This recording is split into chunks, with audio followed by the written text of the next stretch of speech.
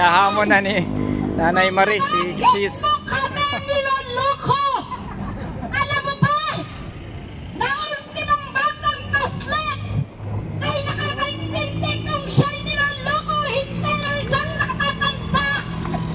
Tulad mo na kinalaga ka bilang leader ng gobyerno, senador, presidente ng mga senador. Pero anong ginawa mo? Tinahan mo kami sa mga pangako. Pinaniwalaan pa rin namin. Pero dumating ang punto na talagang niloloko mo kami.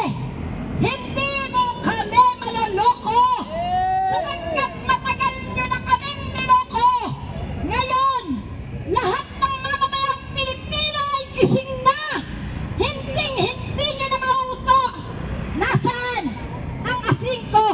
Nasaan ang aktres? Nasaan ang 11? Tandaan mo, Mr. Escudero, tao ka lang din. Ang pinagkaiba lang natin, nakaposisyon ka sa gobyerno. Pero, tandaan mo, ang nagpapasweldo sa'yo ay ang taong bayan. Kaya ngayon, hinihintay ka namin.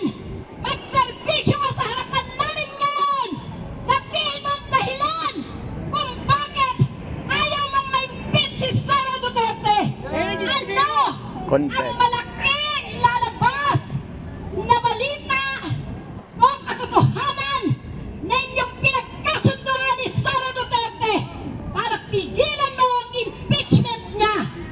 Mr. Escudero, kasama nila Ronald Bato de la Rosa, lahat ng DDS senator, mahiya kayo sa amin. Sapagkat kami ay dapat yung pinaglilingkuran ng tama at hindi nyo kami dapat niloloko. Pagod na ang taong bayan sa mga panloloko ninyo. Ultimong kabataan, apektado na sa ginagawa nyo. Wala kayong kakwenta-kwenta. Wala at hindi kayo karapat-dapat na maupo sa gobyerno. Tatapusin namin ang inyong mga posisyon kung hindi nyo gagawin ang dapat nyong gawin para sa impeachment ni Sara Duterte. Andaan mo, Mr. Escudero, ang tao ay bigil na sa mga sinasabi mong dahilan.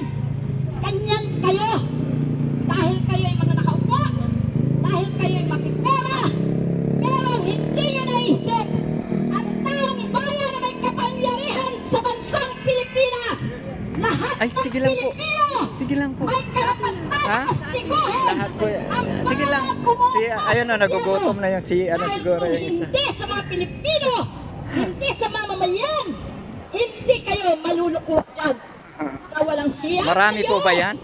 Marami? Kayong bodo, bukod sa mga naging bobo na kayo, maging mga naging tanga, naging mangmang, kayo ay inaalisan na namin ang karapatan na manungkulan dahil wala kayong may pamambanang maganda sa ating mga kabataan. Karuwagan, katangahan, kabubuhan, nag-aral man kayo, hindi nyo inilagay sa kukote ninyo. Pagkos, inilagay nyo sa talampakan ninyo ang tigas ng inyong mga atay balunan, ang kakapal ng mga mukha nyo. Pera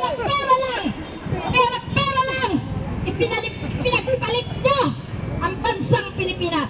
Puro kayo kahihiyan, puro kayo kawalang-hiyan. Wala na kaming makitang maganda sa inyong mga ginagawa. Lahat, kababuyan, katangahan, kabubuhan, kawatan, at higit sa lahat, mga konsentidor sa mga berdugong katulad ni Duterte.